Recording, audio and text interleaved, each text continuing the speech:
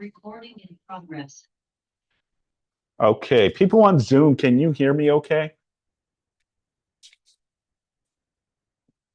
If I can get someone from Zoom to say, yes, I can hear you, Simon. Yeah, Beautiful. All right. So we're going to be going over a presentation slide that I created about winning the listings and understanding the ins and outs of the listing agreement, right? This is the residential listing agreement. I should be able to knock it out. This clock is so wrong. Knock it out in about an hour. If you have any questions, write them down, and I'll be more than happy to answer any of your questions after the session. Just so that way, for the sake of the class and to be on time as well. All right. So you guys ready? All right. Let's knock it out. All right. We're getting more people coming in. Yeah. Look at this. Awesome, awesome, awesome. Oh, what happened here? Here we go. Little delicate today. All right, so what are we going to cover today? We're going to cover today why do agents lose listings? The psychology of winning, right? I always believe in the win-win in every element of a real estate transaction. We'll dissect a little bit if we have some time. The steps on the listing agreements. I think all of us already kind of understand, some of the stuff inside the listing agreement. Handling the 5 biggest objections. Okay, some of the things that you'll get from having a listing presentation, a listing appointment, and ultimately getting the seller to sign the listing agreement, right? Because that gives us an opportunity now to go to work and promote the property so that way we can get paid a commission. And obviously the closing, right? Getting the signatures, right? That is the most vital. Every time we go on a listing appointment, we want to make sure that we walk away with the listing contract signed and executed by the seller saying, hey, you know what? We believe in you. We have faith in you, whatever the case may be. I think you're a great agent that you're going to help us get to the destination we want, right? Promote it, market it, negotiate, open escrow, due diligence period, and ultimately funded by the buyer and close, and then we exchange the keys to the new buyer, right? So that's super exciting as well.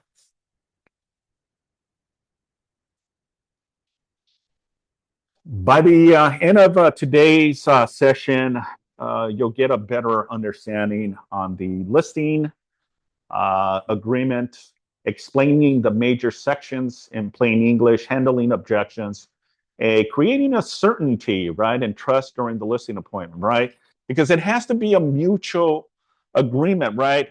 You don't know the person, right? You don't know their behaviors. You don't know their personality, right? The goal is obviously to close the gap enough that they trust you to sign the agreement, right? So we'll touch on that a little bit as well too. So you'll get familiarized with confidence, right? Because when you go on a listing appointment, it's the uncertainty, right? We want to walk away with the listing signed, right? That employs us to get to work, right? But what if you don't get the listing? What if they have hesitations? What if they have so many questions and you don't have the answers to a lot of the questions? A lot of the objections you'll get is, I think our house is worth more money than what you're presenting, Simon. How do you handle that objection? I only want to give you 30 days to list my home. Why do you need 6 months? Right? That's an objection. You're telling me you want 3% of the listing price? No, I'll give you 1%. How do you handle those objections, right? Because these are very vital conversations that you may have with an agent or with a seller, right? Well, I've never heard of you. How many deals have you closed in this area, right? Valid questions to prepare you. Well, you got to know how to navigate it. In this presentation, again, if you're interested in having it, shoot me an email and I'll be more than happy to send you a PDF of the presentation as well. Is the presentation for that? Yes. Right. The seller is asking one question. Can I trust you with my largest asset? Let's dive into this, right? Because for a lot of us, that is one of the biggest assets that they have, right? Is selling their real estate, right? So knowing how sensitive it can be, but it's also your understanding of what's going to set you apart. What are you going to do different than your competitor? What are you going to do that's going to shine above any and all other agents that are also probably looking at that appointment too? What if the seller is telling you, hey, I appreciate it, but we have two other agents that are also interviewing for the position of getting my property on the market. So I'm not going to commit to you today, but I'm also telling you I have two other appointments with two other companies and two other agents that I want to see their perspective. I want to see their marketing strategy. I want to see what they have to present, and then we'll make a decision based on the three agents that we interview. Okay, so it's no difference in a job, right? Think about it for a minute. You go on a interview, right? And obviously, you took on the first phase of it, right? Your resume. You submit your resume, and they call you back and say, "Hey, we saw your resume. Are you available for now?" The next step is an interview, right? Well, the resume is really your proactive engagement out in the field, right? Farming an area, cold calling a seller, handing flyers, inviting them to an open house, right? All of those are your marketing. That's your bio. That's who you are. You meet someone for the very first time, you shake their hand, you smile, and you start talking, and then ultimately you say, also, I'm a real estate agent with Keller Williams, right? Because you don't know where that conversation will lead us to, right? So you got to look at all of that. But what if they say, we're thinking about selling our property? Okay, what's the next steps, right? So again, you got to understand, can I trust you with one of my biggest assets, right? Put yourself in the seller, which you hire yourself as the agent of selling your own property, right? Obviously, the answer is yes. But think about it from this. If you've never met anyone that you're going on an appointment for the very first time, it can be a little bit of a nerve wracking, right? It's going like on an interview. You don't know the uncertainty of what they're going to tell you. And it can be basically very simple, meaning they have no questions. They believe in you. You walk away with the signed agreement and you just reflect back and say, what just happened? I just got the listing. That's a good day. But sometimes we have to work and earn that position, right? So I want to give you kind of an understanding on some of the things that you should be looking out when you're preparing for a listing appointment. Does that make sense? Okay. So back in the day, it used to be a handshake, right? Nowadays, it's everything you got to document. You got to put it in writing. So let's talk about weak agents versus strong agents, right? And I think it's important for you to understand, look, you might be the top dog, top lady, agent in the office, but it's not about you. It's never about you. It's about your clients and what their wishes are. What are we trying to accomplish here? Our accolades, our awards, our production, how many deals we close, how much business we've done in the last 100 years? No, it's not about us. Because at the end of the day, the number one question the seller is probably going to tell you is, can you sell my home? Can you sell my home? That's it. Okay. And I get it. There's a lot of agents that unfortunately just talk too much, overly explain everything, sound uninsured about the contract. Okay. And I believe on the three elements of real estate. If you know these three, you're solid, you're golden, you're going to be fine. Contracts, negotiations, and objection handlers. All of the rest of the stuff, the technology and all that is great. But those are the three fundamentals that you must understand in order for you to win. Well, there's one other element that we're missing. Okay. To be able to get to here, there's one thing that is putting us in a position of a gap, okay? That means the connection, that we connect with that person to give us an opportunity to talk about what we do and how we do it, okay? That is your presentation. That is your charismatic approach, right? People do business with you when they like you and trust you. That's simple, okay? Will you do business with someone that you don't trust? No. Will you do business with someone that you don't like? Probably not. But if you feel good about this person, you're going to do business with them. Okay. That's just common ground, right? So, in essence, these are some of the things you need to understand. Apologizing for commission. Okay. Now, I know what I'm worth. The question is, do you know what you're worth? Okay. I think it's important. Try negotiating that with an attorney. Okay. You know, attorneys charge anywhere from 30, 35 to 40% of any settlement that they bring to the table. 40%. Okay. That's a lot of money. Try negotiating with them saying, well, you know, I don't think you're worth 40%. Can we negotiate that? They're probably going to say, go pound sand, right? I've gone through education. I took a bar exam. I have the experience. My job is to bring you the most money out of the settlement, right? Well, real estate is the same way. My job is to squeeze as much as I possibly can and get you the top dollars with the least amount of headache so I can net you the most. That's simple, okay? Understand those elements, and I promise you're going to do really well. Presenting the listing like paperwork, right? Remember, you got to articulate and understand the ins and outs of the agreement. And once you have the confidence and understanding of explaining the contract, you're in 100%. No one can knock you down. This is why you see a lot of real estate agents get more business, is because they know the ins and outs. They know they have a system, they have a plan of action, and they take the initiative. Okay. Strong agents control the appointments, explain the process clearly, make the contract sounds like it's super simple.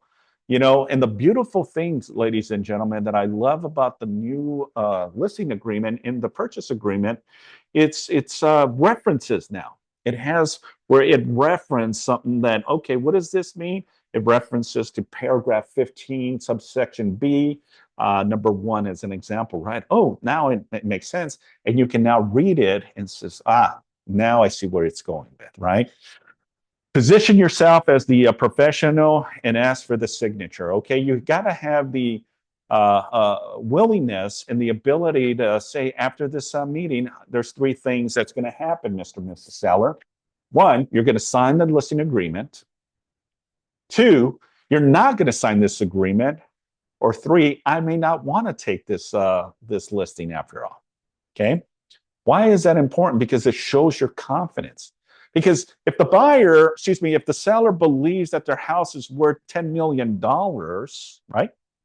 But their house is really worth $1 million, that's a big discrepancy.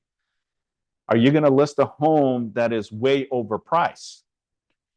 And I get a lot of mixed conversations on that. Some agents will say, yeah, I'll still list it, because the goal is, you know, to get the contract signed, and then I can chop away in a couple weeks and say, hey, you know what, we haven't got any offers.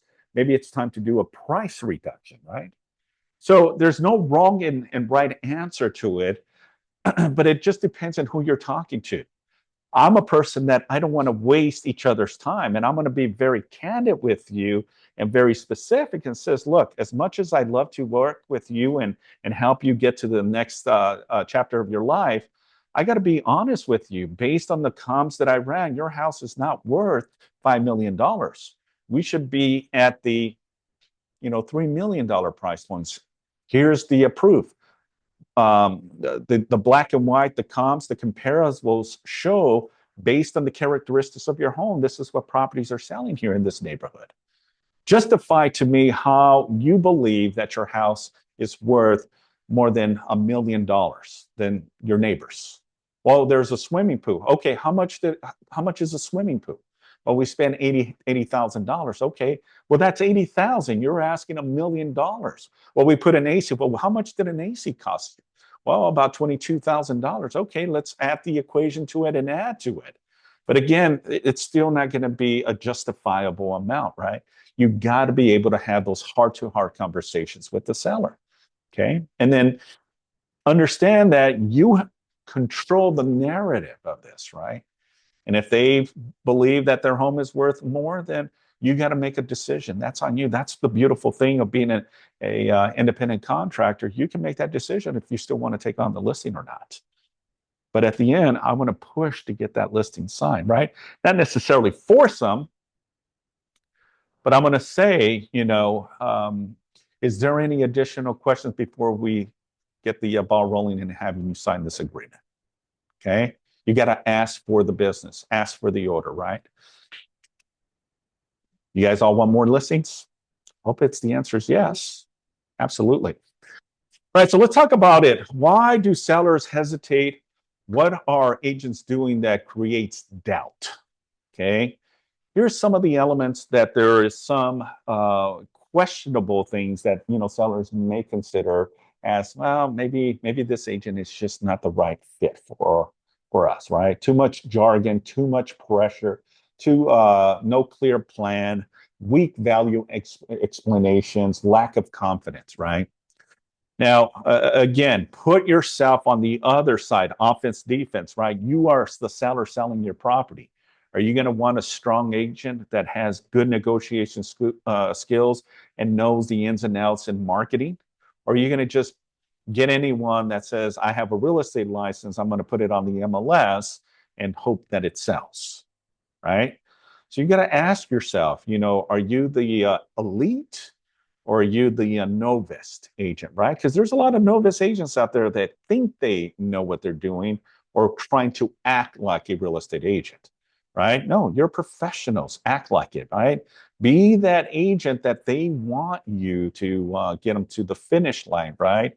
So in essence, this is some of the things that you want to avoid, right? Don't talk too much. Let them give you all of the answers, right? Because there might be something that you hear that just resonates, and that's your cue and your hook when it comes to now explaining what you're going to do to help them sell because you were a good listener, right?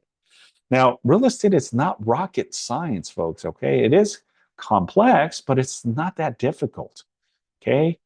You have to have the personality first and foremost. Are you able to connect and make people feel comfortable, right? Because if you sound too robotic, they're going to say, I don't know if I have faith in this individual to help me sell my property, right? And it's no difference than a buyer, okay? No difference. But the essence is the more agents go after listings, the more control and have ownership of market share. How many people would love to have their for sale signs in all these different properties, right? People are going to start noticing you, not just the consumers, but also agents. It's like, wow, Miss Bernice has what, 15 listings already? Wow, that's pretty impressive. I see her signs everywhere, right? Because she knows what she's doing. So in essence, look at it from that perspective, because again, I want you guys to get more deals. Let's talk into the psychology of winning the listing, right? Sellers do not buy a listing agreement, they buy certainty, right? And it's very simple. Look, one of the cool things about what we do is sales. And the beautiful thing is either you're selling them on why they should choose you, or they are selling you on them not choosing you. So it's a back and forth. Hey, you're trying to get the listing, and they may be like, I don't know if this person, so they may not be in the same dialogue with you, and they may not give you the opportunity, right? Because it's a psychology aspect of it. Just because you have a real estate license doesn't mean anything. And there's more sophisticated clients out there. They're doing their research and they're really understanding a lot more than agents, believe it or not.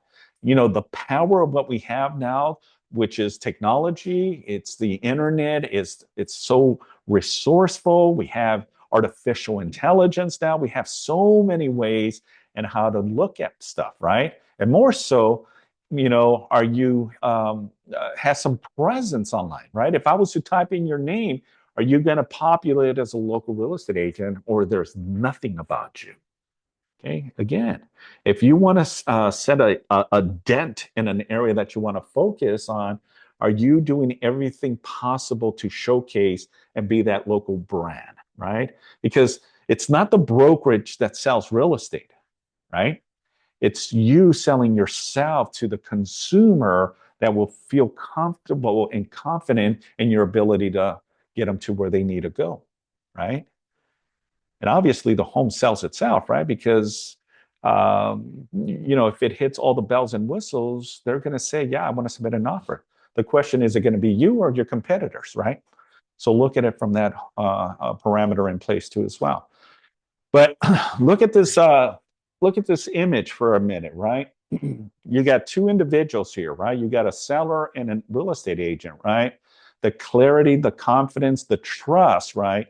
And ultimately, the handshake is after you got out of the listing appointment, did you do such a great job that they're ready to sell immediately and put the property on the market? Or is there some doubts? Or is there some uncertain questions that you were not able to deliver, right? Because again, if they sign your agreement, you hit all of the bells and whistles on them and they feel confident in your ability to sell their property. Make sense? All right. So what every seller wants to know. All right. So again, take a photo of this and again, write it down. And these are just my thoughts. Okay. These are just my ideas of what I see from a parameter of a seller. Will you protect me? Right?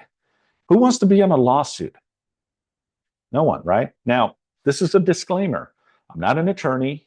I don't claim to be an attorney, but I understand contracts to the level where I can now speak it in a very fluent, concise approach because I understand how these documents work.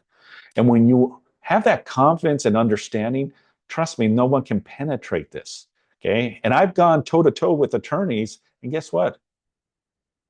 I've outsmarted them because I know more about the contracts than sometimes attorneys. Attorneys are all over the place dealing with all types of litigations, not just real estate, right? But if you understand the elements of the contracts, you're in a very strong foundation to rebuttal anything that comes your way, right? Because no one wants to be in any type of litigation. Trust me, I don't. Our agents don't want to. But here's the problem that I see quite often is you don't explain it, where now there's frustration between the sellers or the opposing agent or even the buyer on the other side once you're in escrow, right? It's a delicate dance, right? The goal is obviously to have a very smooth transaction and get it to the finish line, but there's going to be sometimes a stop in the process, right? You're going to have a roadblock. You're going to hit a wall, right? How do we navigate that and get us out to the finish line, right? Diffuse, de-escalate the situation and get us to where we need to be. Will you make me the most money, right? That's again going back to squeezing the most that we can, right? Well, I cannot dictate what that's going to look like, right? Not you, Mr. and Mrs. Seller, not me as the real estate agent, heck, not even the buyer's agent. It's really what the buyer's willing to pay for your home. And if we're not getting any offers, then something has to give, whatever that is. Is the house shown well, right? Or is it a hoarder, right? Is there so much stuff, so much clutter that maybe we need to rethink of how our marketing is, right? Or the price is too high. Maybe the home that you listed is just too high, and this is why we're not getting enough offers. Okay. And even open houses, as an example, right? You host an open house and you only get a few people, is because maybe it's just overpriced for the area. Maybe the location, the home is facing a certain way. Maybe it's near a freeway, a busy street, right? There's something about the home that just doesn't appeal to a lot of people. How do you handle those conversations, right? Because the question here, Mr. and Mrs. Seller, right, You bought this place knowing the circumstances. Why did you buy this place? Well, it was because of work. It's close to my work. Okay. So maybe that new buyer will also have a position where they're looking at it from destination from their work. I rather see momentum on people that want to live in this neighborhood because of destination to work, or maybe it's the schools. Maybe your home is in a school district that the family they want to be in, right? So there's many variables on that. Will you communicate? Trust me on this. I see a lot of real estate agents. I deal with this all the time, and I'm calling agents from other brokerages. Radio silence is how do you stay in business? How the heck do you stay and survive when you don't have the common courtesy to at least call me back? I leave you a detailed message. I'll text you. No response.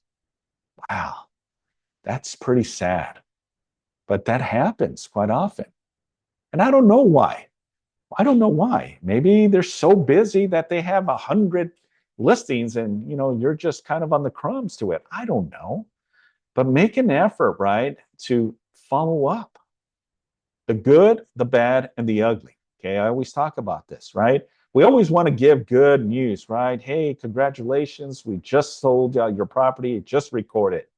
Then the bad, right? Hey, you know what? The buyer, unfortunately, is looking to cancel and back out of the deal after 14 days, right? Or the ugly. Hey, it's looking like they're going to try to sue us, right? And unfortunately, they feel like there was misrepresentation in those solar panels, what they believe were paid off. In essence, they really weren't, right? So that can put us in a very difficult situation, knowing how to navigate and converse. Now, the question here is, I get it quite often, right? Is the element of what happens after the deal closes? Well, you're done. You have successfully finished it through the initial process, meaning there's no more you can do. This is now a dispute between the buyer and the seller. When you're in escrow, you're still engaged, you're still involved. You're going to do anything and everything to navigate that's the best approach and navigate it in the best position to protect your client's best interest, right? But then also with that, you got to look at it from, look, it's getting a little too heated up here. Maybe I need to take 2 steps back, analyze the situation, bring the office involved, and let the office help me with this, right? Because again, you don't want to take it all the way to the finish, and we could have prevented a potential litigation or a lawsuit, right? So in essence, we're here to support you as well.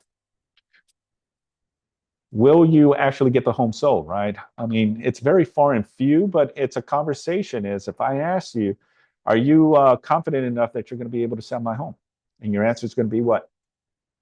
Yeah, of course, I'm confident. Yeah, that's what I do. Here's all of the production in the last 12 months that I've closed, right? Here's property ABC, property CDE. These are all the properties. I know what I'm doing, and my goal is to get you the most with the least amount of headache to net you the most possible, right? So in essence, yeah, of course, I'm going to help you get to the finish line. And if I don't, then we need to have a conversation. Is it me or is it the property, right?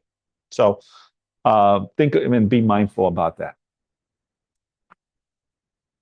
Your listing presentation must answer the 3 questions. Why questions, which is why you? What makes you different from every other agent? Why your process? What is your plan from listing to close?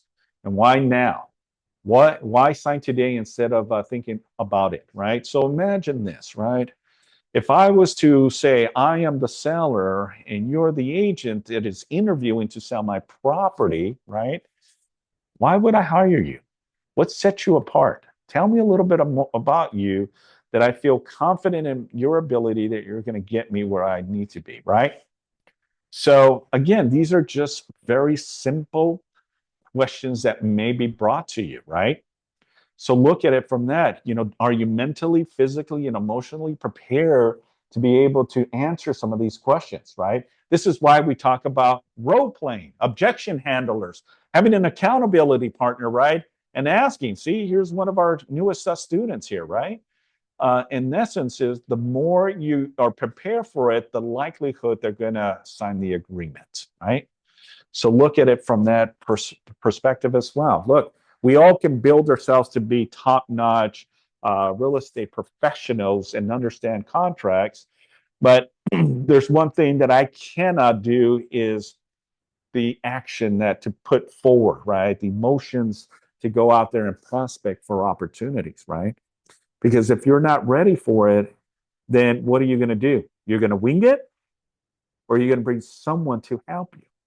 Okay. So look at it from that avenue, right? If you're not 100% confident, then don't lose the opportunity. Bring someone to the table with you and go on a listing appointment. Okay. So I'll give you an example. Maybe about 2 years ago, one of our agents in our office said, Simon, hey, I need a favor. I says, yeah, what's the favor? Hey, I connected with a good friend of mine who is connected with the owner, and apparently the owner is looking to sell their property. I said, fantastic. Where's the property located? It's located in the in the Hollywood Hills. I says, okay. So immediately I thought, okay, that's going to be a high price point, right? So I said, all right, so give me the property address, and I'll start helping you with kind of getting you an idea of what the value of the home is. And he says, okay, I did some comps already, and based on what I'm seeing here, it's about 15 to 22 million dollars.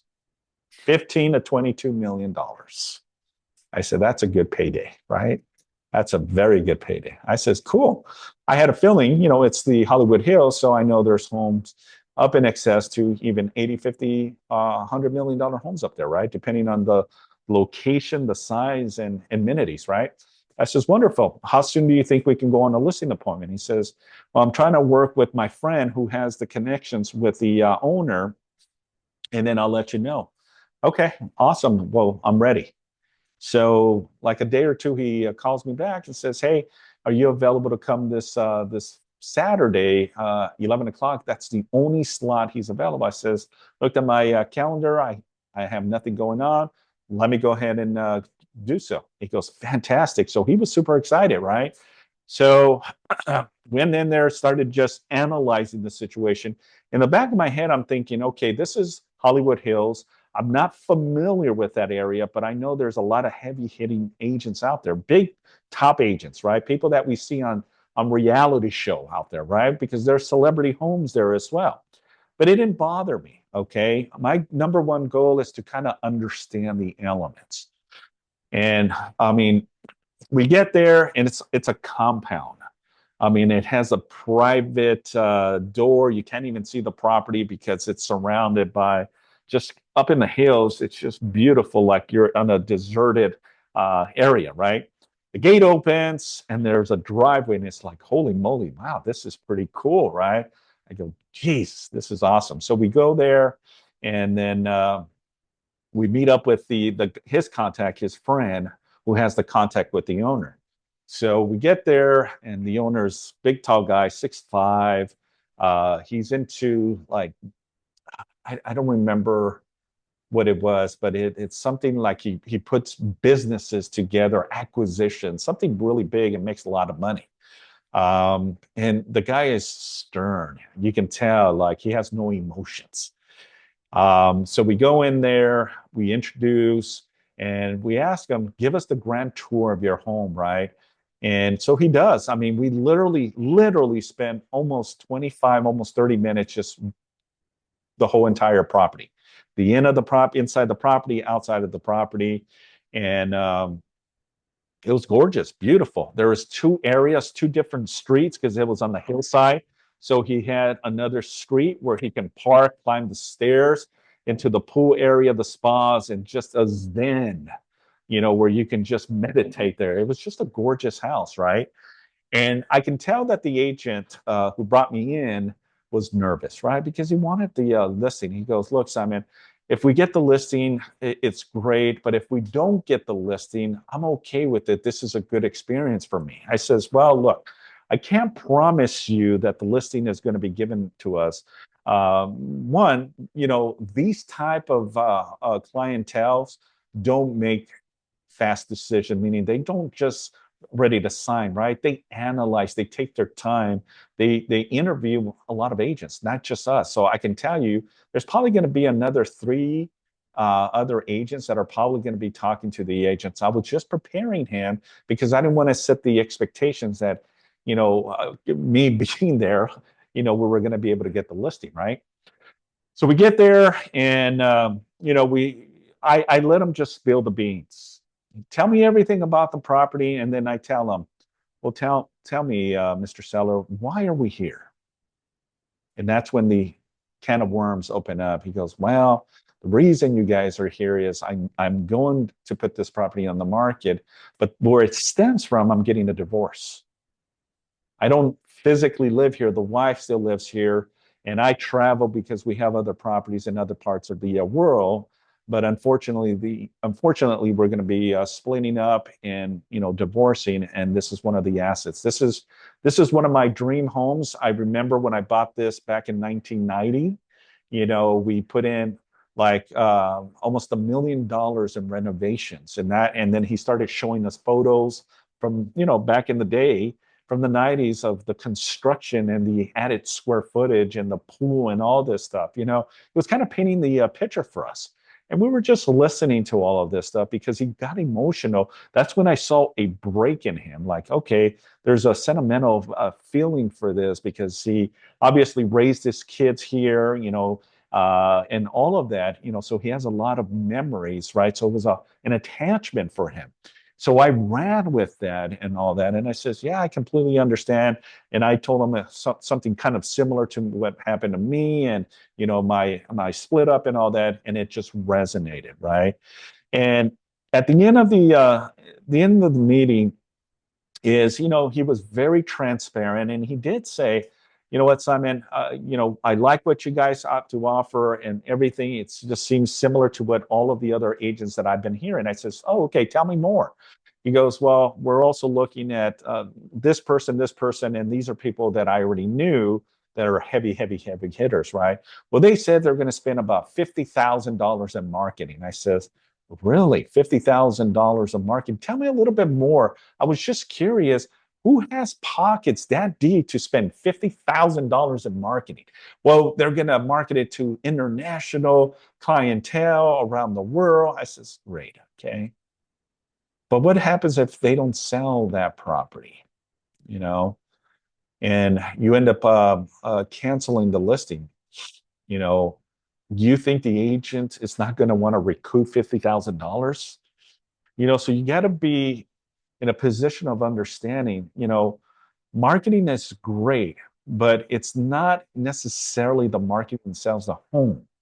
Okay.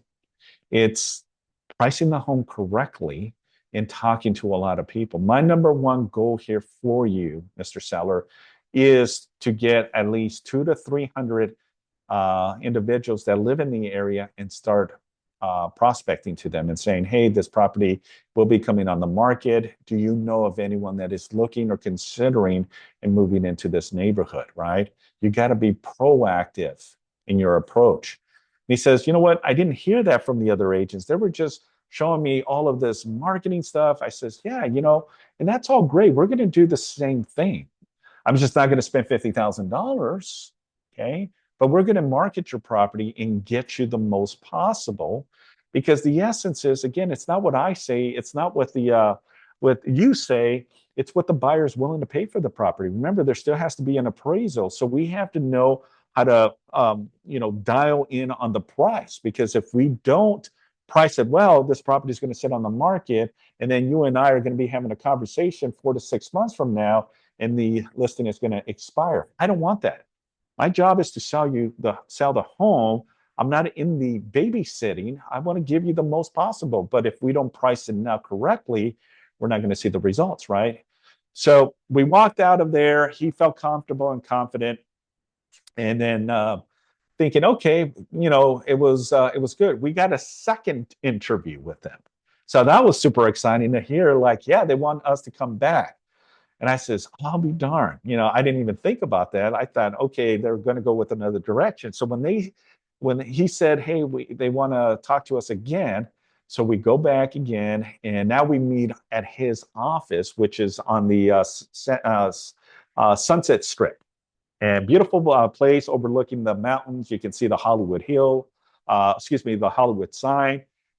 And so now we're in his office, not at his home, and he was just explaining, hey, thank you again for coming. I wanted to kind of give you an update status where we're at. It looks like it's now we had talked to 4 different agents, including you. You were the 4th one, and 3 other agents that are top agents here. My wife is going and steering to this particular agent because she has that relationship. And but I wanted to just kind of get your elements of where you stand when it comes to marketing. And that was kind of an objection is because they were looking for us to spend a whole lot of money. Okay. If one agent was going to spend thousands and thousands of dollars, and this agent was new, he didn't have the money to do so. I says, well, what does that look like, Mr. Seller? How much are you looking to? Because there might be a win-win where, we would love the opportunity to, help you sell your beautiful home. But there has to be a give and take. And he goes, well, tell me a little bit more. Well, you know what? We're willing to put in, but are you also willing to put in some as well? Well, that's not the way it works. I mean, well, it is and it isn't, right?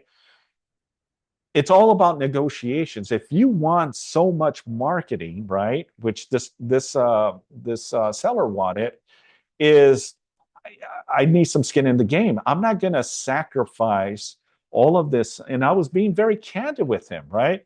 Because one, the amount of money he wanted to be spent on his property was ridiculous. But what if I lose the listing? What if it expires? What if I get into a dispute with them and they want to cancel, right? All of the marketing money, right, can go down the drain. Even though we may be able to navigate and negotiate, that's still a lot of money, right? So we went back and forth, and we came to some type of resolution, right? And the resolution is, he needed to talk to his wife, and he was going to let us know. I says, look, we'll propose this. He proposed this, and then we came to an agreement that we would share the cost of marketing his home because he will benefit out of it, right? One, he'll get the most out of the property at the sale of their home. So we left and we high-fived each other. It's like it looks like we probably got this. And not even 3 days later, okay, not even 3 days, I think maybe 2 days after, his friend called him and he says, hey, I need to have a conversation with you guys. I says, okay. I thought, let's go and we're going to get the signed agreement, right? That's what I was thinking. And he says, unfortunately, the wife wants to go with that agent, and he's not going to rebuttal. He's in agreement. As I told you, they're getting a divorce, and he just wants to ease up on that because I know it's going to hurt him financially, and he just wants what's best for her because she was part of the building of this home, right? The architect, talking to the contractors. So she has a sentimental feeling for it. And I just feel that, if I can give her that opportunity, whoever she wants to work, it'll be a win-win. Unfortunately, we're not going to go with you. I was like, oh, geez, and it was kind of an eye opener, right? That through all of that, the excitement, the disappointment, right? We all want to have a listing, but not all listings you're going to be able to take. Okay.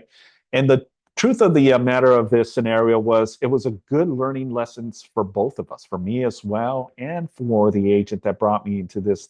And it's not that I wanted I wanted to help him get the listing. So I wasn't looking to co-list with him or partner up with him. That was not my intent. My number one intent was for him to list the property to showcase that a new agent has the ability to pick up a very large listing.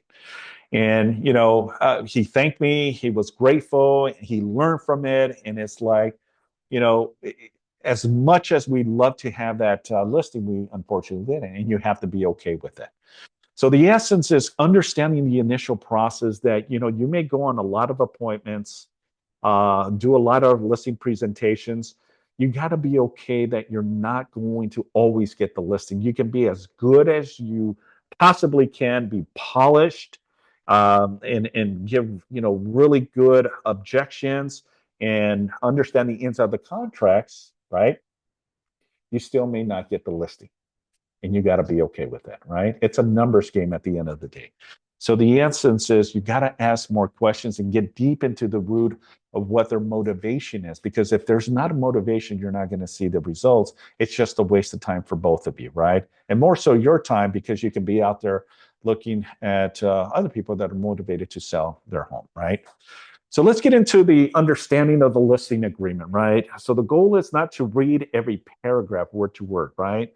And the goal is to explain the agreement in a plain English, right? And once you understand the core, you can surface that, and really hit the core of explanations, because you can either be there for hours and hours going bullet point by bullet point, right? Or just say, listen, here are the major things that I want you to focus on, right? When it comes to listing your home, right? My number one priority is to do anything and everything to market the property, put it on the multiple listing service, negotiate terms, and find the right buyer by dissecting, right? Just because you get an offer doesn't mean that the price, the terms, and the conditions may meet your expectations, right? So part of that responsibility of listing your home is the negotiations that come with it, right? But in order for me to get to work, this is the agreement that I need you to sign, right? Explaining the duties of what I do, and more so your duties as well as a seller, what you need to do for me to help achieve in selling your property, right? But again, I see it quite often in, it's great. And there's people that know the contracts in and out, and that's great. But do you want to spend 3 hours, or do you want to spend 20 minutes, 30 minutes really just dissecting the really core elements and keys to the listing agreement so you can get to work to now market the property, right? And once you understand the process and that kind of mirrors the agreement, you're solid. You should be okay. Because if you think by going step by step, you're going to get people bored and they're going to check out. Okay. So you got to keep the momentum going, right? Because if not, they're gonna phase out and start looking at their phones and all that, and that's an uncomfortable feeling, right? You had to have that engagement. So think of it this way: like when I used to prospect expires listings, the first things I would say to the potential is, "Look, I just need 20 minutes of your time." 20 minutes? Yeah, it only takes 20 minutes. Now, we know it's not going to take 20 minutes, but my conversations was to get my foot in is I only need 20 minutes of your time to explain everything that I do to help you sell your home. Okay, I can do 20 minutes, right? And then once you meet, you greet, you show the property, that's already 20 minutes, but you're already in, right? The goal is to get in. The goal is not to have a call and they either hang up or they just say not at this time, right? Or when you're prospecting, right? Or door knocking, right? The goal is to get your foot in. How you do it, find and figure it out, right? But use something that is a hook, something that is like, okay, he's here to give us the understanding on how to sell our home, but the essence is, for being a good listener, you want to hear everything about why they're in this position of selling their home, right? It can be many motivations, right? It could be they're retiring and they're wanting to leave California. They're done with California. They want to go to Florida, right? Maybe they want to downside. All of the kids are out. We don't need this big home. We want to downsize, right? Or it might be the opposite, right? We've grown, we have more kids, the kids are getting bigger, they need their own space. We need to sell this 2 bedroom, 1 bath to now a 3 or 4 bedroom home, right? So there's again reasons behind their motivation, right? Or sometimes loss of job, right? So in essence, you got to know and hear and understand, but also understanding the agreement is vital and very important as well. So If you know the contract, and the contract is very, very simplistic, right? Because it really just says a lot of the things that what you're going to do, what you're going to list the property for, how long the listing is good for, what is your compensation? What are you going to charge the seller to help them sell their home, right? So who is hiring who? The property is being listed. Who is the authorized signers, right? Before you even go on a listing appointment, you better make sure that you know who is there to have a meeting with you, right? Because what if it's two people that are on title, but you're only meeting one person? Then that's a waste of time because that's going to be their avenue and hook to say, well, I have to talk to my significant other. When you could have easily says, let's reschedule. And I want to make sure that both of you there so we can all make a decision if we're going to move forward with selling your home or not. Because if you're missing that link, and it happens quite often, folks, is that now you're in a position where they're going to say to you is like, well, I need to talk to the wife who is not here, right? And what are you going to say, when she's not there? You should have had that appointment with all parties that are decision makers, and especially if they're on title. If not, reschedule and then find a date that you can all be together, right? So in essence, it's very important. Listing price, right? The listing price is a starting point based on strategy, not emotions. The market determines final sales price. Pricing too high usually causes home to sit, and sellers often then end up reducing the price later. Remember, the essence is, look, you want to start off with the intention of knowing your numbers, right? Doing your research, right? And once you understand what the property should be at, then that's going to be your hook and your stand position. That this is what we should list the property, right? In essence, you should also be asking, well, what do you think your property is worth? You'll be surprised. A lot of people don't know what their home is worth. And I've seen where they say that their home is a lot less than what you're trying to sell it for. That's exciting because now you just enhance your ability and excited the seller, because if they say, well, I believe my house, based on what I did some research, my house is worth 700,000. But in essence, you've done your research and really dialed in, and we can start the listing price at around 800,000. That's a huge amount of difference in price, right? That's going to win you over, right? And says, oh, good, I didn't expect that. That's even better. Let's go with that, right? So that's a good hook. That's just why you want to ask those questions, because then you know how to set the conversation, right? Because if they're too high, then your job is to rail them in to reality, right? Because they're living in fantasy world, right? But if they're where you think your property should be listed at, then at least it's going to be easier conversation to navigate the conversation to get the listing. Or if their price point is less than what you believe you can sell, then it's an easy way to ultimately get the hook and get the listing, right? Listing terms, again, part of the essence of it is, what does that look like, right? What should be the minimum listing agreement you should have in place? Anyone? 90 days. 90 days? Okay. Yeah. 90 to 6 months, with the understanding that you may need an extension. Now, these are just examples, right? And I go as back when I started my real estate career, it was always 6 months, 6 months to list the property. Why? Because what if the property falls out of escrow? Right? And now we have to put the property back on the market, find another buyer, go through the due diligence and all that fun stuff, right? But the essence is, look, I would go in, with a recommendation of, 3 months to market your property, with the expectation that if we need more time, you're going to allow me the extension for another 90 days, right? Or another 2 months as an example, right? I would say 90 days for approximately 6 months, just in case the property does fall out of escrow, you want. But again, everyone has their own way and opinion. Some will start with, we'll do a listing for 6 months, and that's okay. I think 6 months is the sweet spot. Anything more than 6 months, I wouldn't recommend. Okay.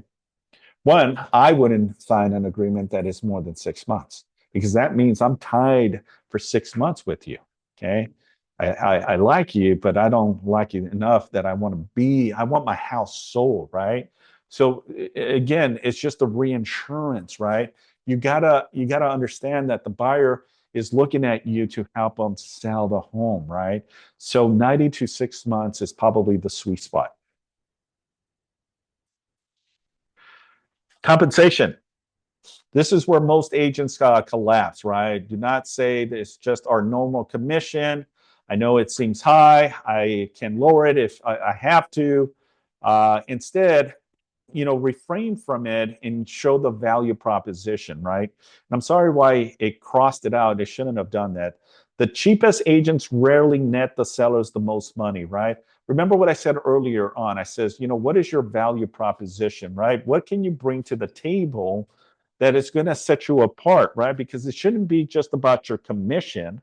It should be about the value proposition that you are willing to provide as a package deal, right? In essence, your commission is only a small percentage of the conversation. Now, if you've done your due diligence and explained the initial process, then a commission shouldn't be that much of a factor. Now, I also hear quite often, well, the standard commission, right? Well, there is no standard. Okay. And I hear it a lot, and that's just kind of what people are uh, programmed. Well, the standard commission is 2.5%, right? Well, remember, the contract says that all commissions are negotiable, right? Now, whatever you feel compelled, that you're worth will dictate, the amount that the seller's willing to pay you. Remember, because it's a percentage of the final price. So if it's $1 million price point at 3%, that's how much commission? 30,000. That's a really good commission, right? Now it's all negotiable. I can say 3%, but the seller says, no, I'm not going to pay you 3%, but I'm willing to pay you 2%. Well, Mr. Seller, let's meet somewhere in the middle. What if you are at 2%, I am at 3%, we meet halfway and we do 2.5. Win-win for both. That's okay. Then go with it, right? I'd rather earn the opportunity than, lose the opportunity because I'm too stern when it comes to the commission. Now, also, I want to keep this in your radar. There's only so much that I'm willing to go down because I know what I'm worth, right? If someone says I'm willing to pay you 1%, right? We're not a discount brokerage, right? And what I mean that is don't take it out of context. You can negotiate whatever you want. And sometimes you have to, right? Because someone else is willing to do so and you want this listing and you can see value on representing the seller to a buyer, you're going to make the difference from there, right? So there's essence in how you can navigate this and looking at the bigger picture, right? And sometimes you just have to. But you want to also understand, um, that the commission is only one section of all of the stuff that you're going to do, right? And that's how you explain it to it.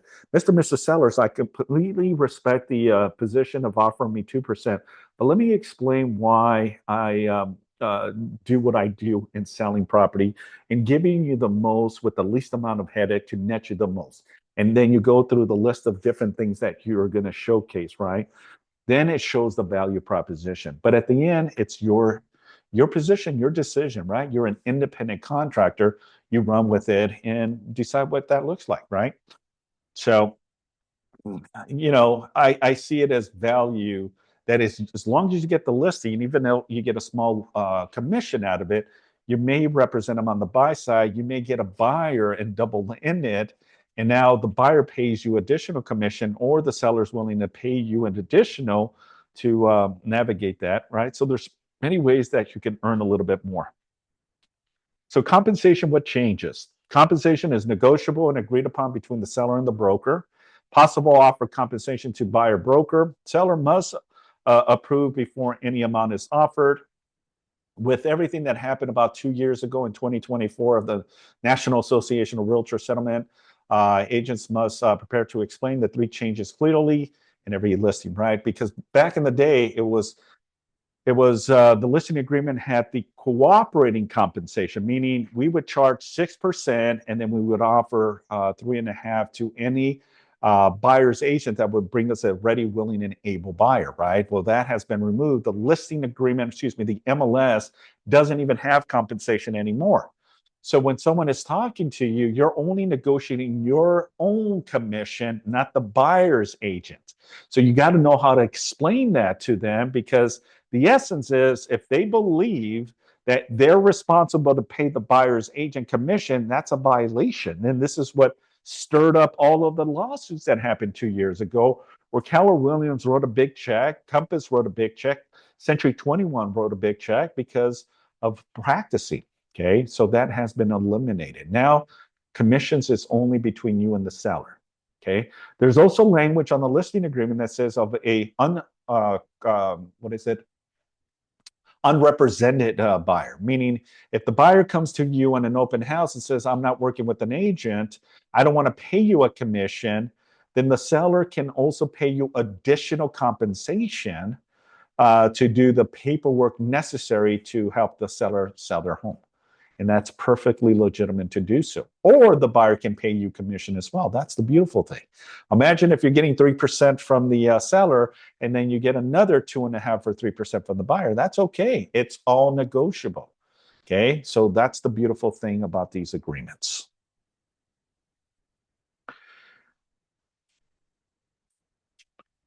Duties of the broker, right?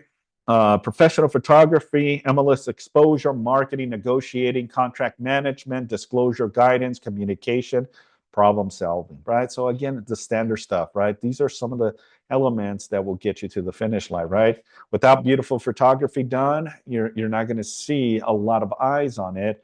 And obviously, the description that you put on the MLS is vital and important. Marketing as well. What campaign flyers, cards that you have to really expose. And we're excited. Next couple weeks, we're going to be launching a artificial AI marketing for you. As soon as you get a listing, the system will be through what's called Adam. Adam will now be able to dissect and know that it's an upcoming soon or an active listing, and it's going to send you a link of all of the marketing automatically. Just listed, just sold, pending, coming soon, stuff of that nature, and you're going to be able to see different fonts as well. It's really, really cool of what we have going on. So I don't want to spoil it, but it's a spoiler alert. Duties of the seller. Okay, most agents skip this. This is a big mistake. Cooperating with showing, right? Again, there's language on there that says that the seller needs to cooperate with the process, right? And if there's no cooperation, makes it very difficult for us to sell, then, we can still collect a commission. There's a lot of variables to it. I'm not going to go deep into it just for the sake of time, but if you have specific questions, I'll be more than happy to address them on a phone call, email, or a text. Provide truthful information, complete disclosures, notify material changes, and maintain the property, right? This section protects both of us. I have responsibilities to do so, and the better we work together, the smoother the sale is, right? Disclosures, again, one of the biggest thing is disclosures. Listing agents, buyer agents, dual agencies, right? All of that, transfer disclosure, TDS, seller property questionnaire, SPQ. All of these are the fundamentals of disclosures that the seller must provide to the buyer. So that way the buyer gets a good sense of what they're buying, right? Because if you, as an agent, fail to explain this to the seller and the seller avoids disclosing any material fact, and that buyer finds out that the seller knew about it and failed to do so, you're in a litigation, you're in a lawsuit. So please be mindful is you do not fill out these agreements, okay? By no circumstances do you fill them. You let the sellers, but you can guide them. If they have any questions, you can explain to them, here's the reason behind the transfer disclosure. Here's the reason behind the seller questionnaire. They need to fill it out, not you. And if they ask you, unfortunately, I cannot, because anything on there I would be liable and responsible, and I cannot jeopardize my real estate license. That's simple. Okay, keep it simple. And I promise you, you're going to be okay. The 5 most common seller objections, right? Commission too high, other agents charge less. I want to think about it. I want a shorter term. I may sell it myself, right? Again, these are very basic stuff, but you got to know how to handle those, right? If I was to go on a listing appointment with your home, and I say, well, you're going to ask me, well, what's your commission, Simon? I said, well, my commission is 3%. And if you're in agreement, you're not going to rebuttal that. You're going to say, okay, not a problem. But what if you do rebuttal and say 3%? The other guy over here is charging 2%. Say, so how do you handle that objection, right? Because I know what my value proposition is. Well, I completely understand and respect that, but I am not a discount agent. Let me explain why. If another agent is willing to reduce their commission immediately, how are they going to be in negotiating on your behalf when it comes to an offer that comes in? They're going to not have that ability or confidence in their position. This is the reason you want to hire a strong real estate agent that knows and will bat for you. This is why I'm requesting, compensation to be 3%, right? You can create whatever you want. And with AI, there's so many ways that you can navigate it. I'm just giving you as an example, right? So think about it. And these are, again, something that may come as part of an objection. Commission too high, other agents charge less. Again, what would make you feel comfortable? You can absolutely hire someone cheaper. The better question is who will put you in the strongest position and help you net the most, right? Again, very simple positions is why do you think going with a discount agent is going to benefit you, right? Because if they're willing to reduce their commission instantly, my concern is how are they going to be when it comes to the bigger picture when an offer comes in? Right? Again, going back to squeezing the most that I can for your property and get you the most possible with the least amount of headache to net you the most, right? So in essence, look at it from that avenue. I want to think about it. I want a shorter term, right? This is usually not a real objection. It means uncertain, unanswering questions or unresolved trust, right? Again, looking at it, why do we need the time that we need, right? Well, there's many reasons behind it, right? And the essence is I need time to market the property. I need time to be able to do what I need. And the bottom line is my only concern is if that buyer, which they have their due diligence periods, decides to back out, which they can, I'm back to square one. I just lost 14 days, half a month, or even a month because we were in escrow. Now I just lost the opportunity, and now I'm losing more time on my listing agreement. This is the reason, Mr. and Mrs. Seller, I need extra time for that buffer. Now, everything is negotiable. My goal is to get your home sold immediately. But if I can, I'm going to need the extra time. And that's why I'm asking. Well, I'll only give you 60 days. Fantastic. Let's do this. That if I go with the 60-day listing, you will give me the opportunity, if needed, to extend it to sell your property. Yeah, I have no problem with that. We'll put it in writing. So you'll put it on the listing agreement that in 30 days, 40 days, I will ask for an extension of that listing for another 60 days, right? To give you the enough buffer to get you to sell the property. Make sense? We're almost done, folks. I know we're a little past our time. I may sell it I may sell it myself. Okay. Well, I mean, why am I here then if you're selling it yourself? Let me explain to you, Mr. and Mrs. Seller.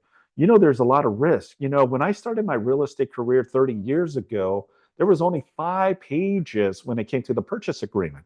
You know how many pages are now on the purchase agreement? Plus all of the advisories and addendums? More than that.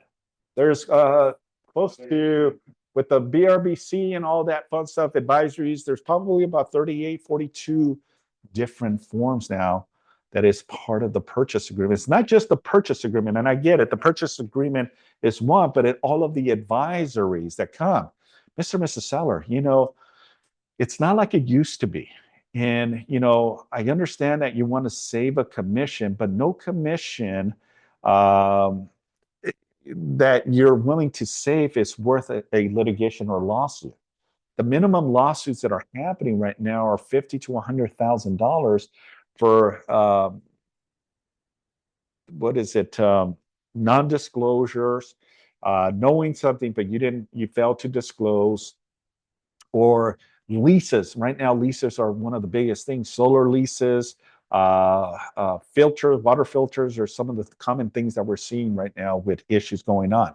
I'm in a situation on a property. This lawsuit happened a couple years, no, last year, but the buyer ended up buying a property from an investor who ultimately bought it from a wholesaler. The wholesaler did not provide, or the wholesaler didn't have much information that house 30, 40 years ago, a serial killer lived in it. And somehow the neighbor told the new buyer, hey, did you know that so-and-so lived here back in the 80s? And she was like, what are you talking about? And sure enough, that seller, that owner, did some research and found out, yeah, that particular serial killer lived and owned the property with his wife, and it's on title, and I've seen it. They sued because the seller failed to disclose that this house was stagnated, or was it stagnated? That it had a situation of a really serious murder case. He ultimately passed away, but he did prison. And it happened here in South Central Los Angeles. He was a trash guy, worked for the city of Los Angeles, but in the evenings he would go and murder these prostitutes in the local area. I can't remember the name of the serial killer. I don't remember, but it's a true story. Our agent was involved in it. The agent didn't know. The seller who bought it as an investment didn't know. And it's not that there was a murder that happened on the property, but because the property was owned by the serial killer, even 10 owners prior, it was still brought up in a lawsuit.